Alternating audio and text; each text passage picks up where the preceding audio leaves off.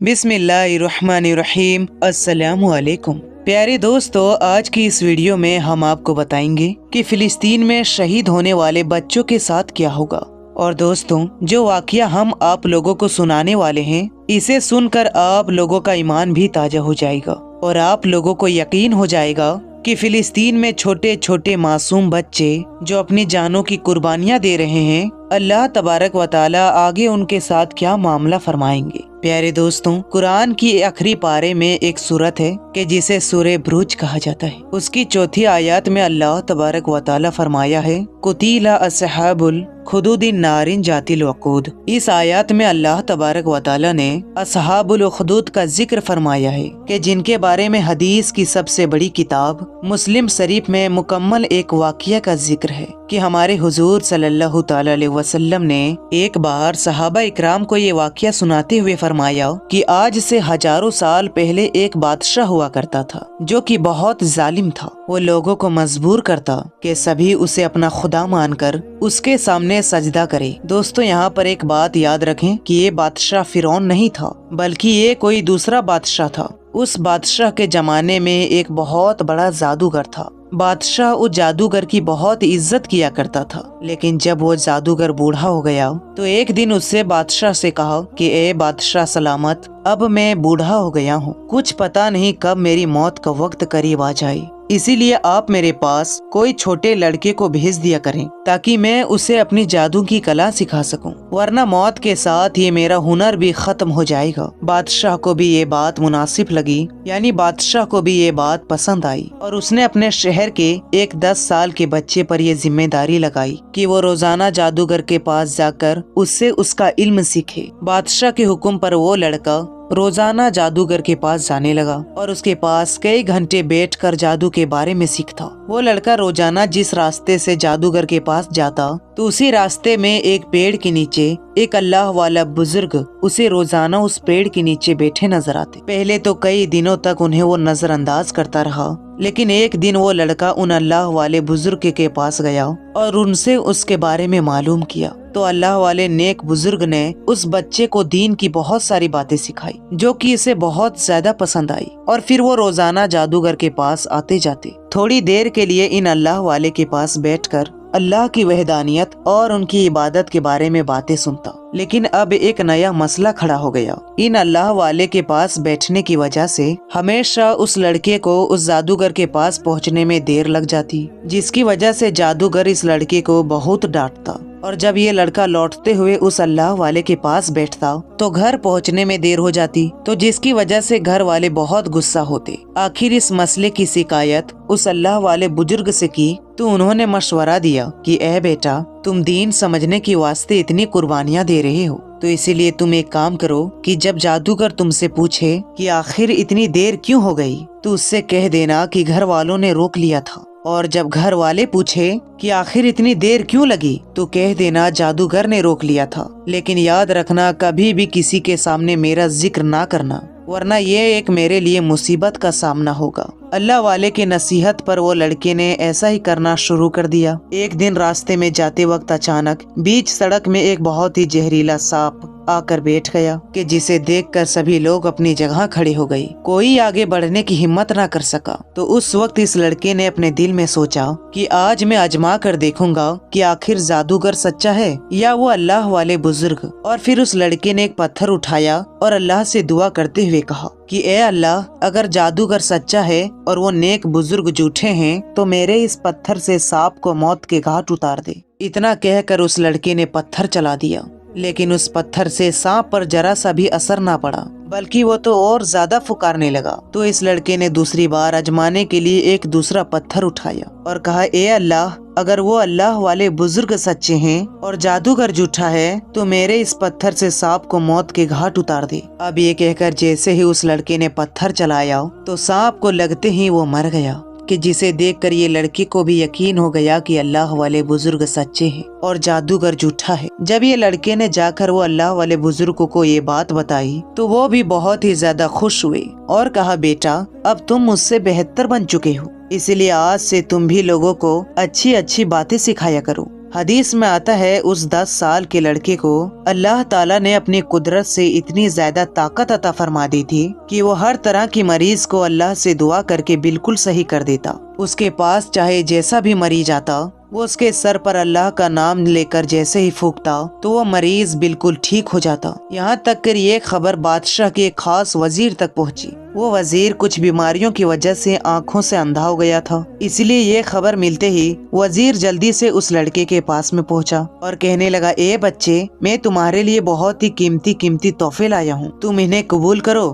اور میری آنکھیں ٹھیک کر دو۔ تو اس لڑکے نے جواب دیا کہ مجھے تمہاری تحفوں کی کوئی ضرورت نہیں، اور آنکھیں میں ٹھیک نہیں کرتا بلکہ میرا اللہ ٹھیک کرتا ہے، اس لیے تم اس بات کی گواہی دو کہ اللہ کے سوا کوئی معبود نہیں، تو میں دعا کر دوں گا کہ اللہ تبارک و تعالیٰ تمہاری آنکھیں ٹھیک کر دے۔ لڑکے کے کہنے پر وزیر نے فوراً ایمان قبول کر لیا۔ تو لڑکے نے اس کی آنکھوں پر ہاتھ رکھ کر جیسے ہی دعا کی تو وزیر کی آنکھیں بالکل ٹھیک ہو گئی، اور وہ اتنا زیادہ خوش ہوا کہ آگے بڑھ کر اس لڑکے کو گلے سے لگا لیا۔ جب اگلے دن وہ وزیر بادشاہ کے محل پر پہنچا تو بادشاہ بھی اسے دیکھ کر حیران رہ گیا کہ آخر میرے نابینا وزیر کی آنکھیں کیسے واپس آ گئی۔ تو اس وزیر نے جواب دیا، اے بادشاہ سلامت، یہ آنکھیں مجھے میری اللہ نے واپس کی ہے۔ یہ سن کر بادشاہ کو بہت زیادہ غصہ آیا اور وہ کہنے لگا، کیا تم میرے علاوہ کسی اور کو خدا مانتے ہو؟ تو وزیر کہنے لگا کہ ہاں، میں جس کو خدا مانتا ہوں وہ آپ کا بھی رب ہے اور میرا بھی رب ہے، اور اسی نے تمام دنیا کو پیدا کیا ہے۔ یہ سن کر بادشاہ کو بہت غصہ ہوا اور وہ پوچھنے لگا کہ آخر تم کو اس بارے میں کس نے خبر دی؟ تو وزیر نے جب انکار کیا تو بادشاہ کے حکم پر وزیر کو بہت زیادہ مارا گیا۔ آخر مجبور ہو کر وزیر نے بادشاہ کو سب کچھ بتا دیا۔ وزیر کے بتانے پر اس لڑکے کو محل میں بلایا گیا اور پھر بادشاہ نے غصے میں اس لڑکے سے پوچھا کہ آخر تمہیں اس نئے دین کے بارے میں کس نے بتایا؟ تو پہلے تو اس لڑکے نے بھی انکار کیا، لیکن بادشاہ کی طرف سے بہت سختی پر اس لڑکے نے سب کچھ بتا دیا۔ تو بادشاہ نے ان اللہ والے بزرگ کو بھی محل میں بلایا اور اپنے وزیر کے ساتھ کھڑا ہو کے کہا کہ تم دونوں اپنے دین کو چھوڑ کر مجھے اپنا خدا مان لو، ورنہ دونوں کا بہت برا انجام ہوگا۔ لیکن دونوں حضرات نے صاف صاف انکار کر دیا۔ تو بادشاہ نے ایک لکڑی کاٹنے والے آرا منگا کر ان دونوں کو کاٹ کر شہید کر دیا۔ بادشاہ سمجھ رہا تھا کہ ایسی دردناک موت کو دیکھ کر یہ لڑکا خود ہی اس نئے دین کو چھوڑ دے گا، لیکن وہ لڑکا برابر انکار کرتا رہا۔ آخر مجبور ہو کر بادشاہ نے غصے میں اپنی کچھ سپاہیوں کو حکم دیا کہ اس لڑکے کو کسی اونچے پہاڑ میں لے جا کر نیچے پھینک دو۔ بادشاہ کے حکم پر وہ سپاہی اس لڑکے کو جیسے ہی لے کر ایک اونچے پہاڑ پر پہنچے اور اسے نیچے پھینکنا چاہا تو اچانک اس لڑکے نے اللہ سے دعا کرتے ہوئے کہا کہ اے اللہ، میری ان لوگوں سے حفاظت فرما۔ تو جیسے ہی اس نے یہ دعا مانگی تو اچانک پہاڑ ہلنے لگا اور پھر وہ سارے وزیر پہاڑ سے نیچے گر کر مر گئے۔ وہ لڑکا اکیلے ہی بادشاہ کے دربار میں پہنچا تو بادشاہ نے پوچھا کہ آخر میرے وزیروں کا کیا ہوا؟ تو اس لڑکے نے جواب دیا کہ میرا اللہ ان کے لیے کافی ہو گیا۔ یہ سن کر بادشاہ کو اور زیادہ غصہ آیا تو اس نے اپنے دوسرے کچھ سپاہیوں کو حکم دیا کہ جاؤ، اس لڑکے کو ناؤ میں بٹھا کر سمندر کے بیچ پھینک آؤ۔ بادشاہ کے حکم پر ایسا ہی کیا گیا، لیکن جیسے ہی وہ سپاہی سمندر کے بیچ میں اس لڑکے کو پھینکنے لگے تو اچانک ناؤ اتنا زیادہ ڈگمگائی اور وہ سپاہی سمندر میں گرے تو اللہ تبارک و تعالیٰ نے پھر سے اس لڑکے کی حفاظت فرمائی۔ وہ لڑکا پھر سے بادشاہ کے دربار میں پہنچا تو بادشاہ اسے دیکھ کر اور زیادہ پریشان ہو گیا۔ دربار میں پہنچتے ہی اس لڑکے نے بادشاہ سے کہا کہ اے بادشاہ سلامت، آپ چاہے جو بھی کر لیں، مجھے قتل نہیں کر پاؤ گے کیونکہ میرا اللہ میری حفاظت کرتا ہے، لیکن ایک طریقہ ہے، اگر آپ اس پر عمل کریں گے تو مجھے قتل کر سکتے ہیں۔ بادشاہ نے پوچھا کہ آخر وہ طریقہ کیا ہے؟ تو لڑکے نے جواب دیا کہ آپ ایک میدان میں ملک کے سارے لوگوں کو جمع کریں اور پھر ایک بڑی سی لکڑی میں مجھے باندھ کر لٹکا دیں، پھر دور کھڑے ہوئے ایک تیر پر بسم اللہ رب الغلام پڑھ کر وہ تیر میری طرف چلا دیں۔ ایسا کرنے سے آپ مجھے قتل کر سکتے ہیں۔ بادشاہ نے ایسا ہی کیا کہ سارے ملک کے لوگوں کو جمع کیا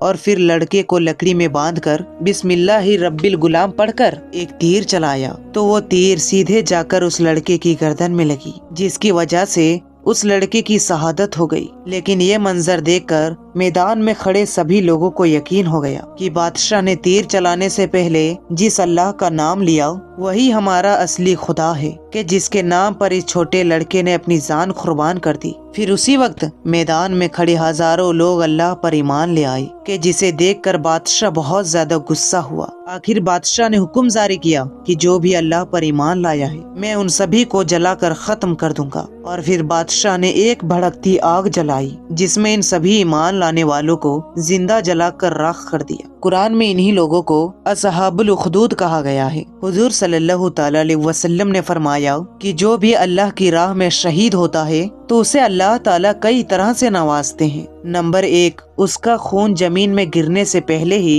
उसकी मगफिरत कर दी जाती है और जन्नत में उसे उसका ठिकाना दिखा दिया जाता है। नंबर 2, उसे कब्र के अजाब से महफूज रखा जाता है। नंबर 3, उसे कयामत के दिन कोई भी घबराहट ना होगी। कयामत में घबराहट ना होने का मतलब ये है कि और सभी इंसानों से तो हिसाब लिया जाएगा, लेकिन शहीद बगैर हिसाबो किताब के जन्नत में दाखिल होगा। उसने चाहे जिंदगी में कितने भी गुनाह किए हो, अल्लाह की राह में शहादत की वजह से उसकी सारी गुनाह माफ कर दिए जाएंगे और उसके सर पर एक ऐसा ताज रखा जाएगा कि जिसकी खूबसूरती कायनात की हर चीज से बढ़कर होगी। और उसे इख्तियार दिया जाएगा, यानी ये अधिकार दिया जाएगा कि वो अपने घर वाले लोगों में से 70 से ज्यादा लोगों की सिफारिश करके उन्हें जन्नत में ले जा सकता है। कुरान में अल्लाह तबारक व तआला ने शहीद बंदे की इतनी ज्यादा फजीलत अता की है और फरमाया कि ए लोगो, तुम मेरे शहीद बंदे को मरा हुआ मत कहा करो, क्योंकि वो मेरे पास जिंदा है और मैं उसे अपने पास से रिज्क देता हूँ। इन सभी रिवायतों से मालूम होता है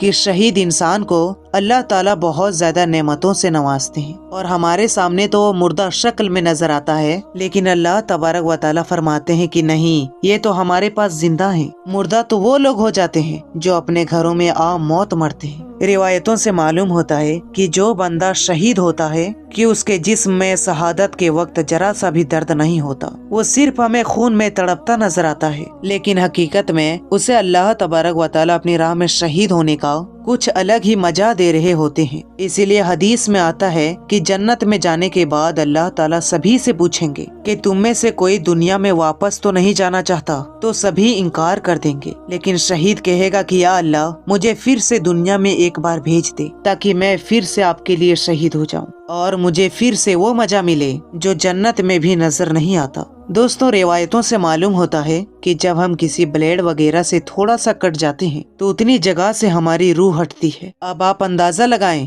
कि ब्लेड वगैरह से अगर हमारी थोड़ी सी भी उंगली कट जाए तो कितनी ज्यादा तकलीफ होती है, और वो तकलीफ सिर्फ इसीलिए होती है क्योंकि उतनी जगह से हमारी रूह हटती है। और जिस दिन हमारे पूरे जिस्म से रूह हट जाएगी तो फिर किस कदर तकलीफ होगी। लेकिन अल्लाह तबारक व तआला की राह में शहीद होने वाला बंदा इन सभी तकलीफों से दूर रहता है। उसे वो तकलीफ नहीं होती जो घर में रहते हुए मौत आने पर होती है। हजरत अली रदी अल्लाह ताला अन्हु तो सारी जिंदगी अल्लाह से शहादत तलब करते रहे, यानी शहादत मांगते रहे, और वो लोगों से कहा करते कि ऐ लोगों, अपने घरों में आम मौत मत मरना, वरना इतनी ज्यादा तकलीफ होगी जैसे जिस्म को कैंचियों से काटने से होती है। अगर शहीद होके वफात होगी तो रिवायतों के मुताबिक सिर्फ उतनी ही तकलीफ होगी जितनी एक चींटी काटने से होती है। हमारे हुजूर सल्लल्लाहु ताला अलैहि वसल्लम फरमाया करते थे कि मेरा मन तो करता है कि मैं अल्लाह की राह में शहीद किया और मुझे फिर से जिंदा किया जाए, और मैं फिर से शहीद किया जाऊं और मुझे फिर से जिंदा किया जाए, और मैं फिर शहीद किया जाऊं और मुझे फिर से जिंदा किया जाए। इसी तरह हुजूर सल्लल्लाहु ताला अलैहि वसल्लम ने फरमाया,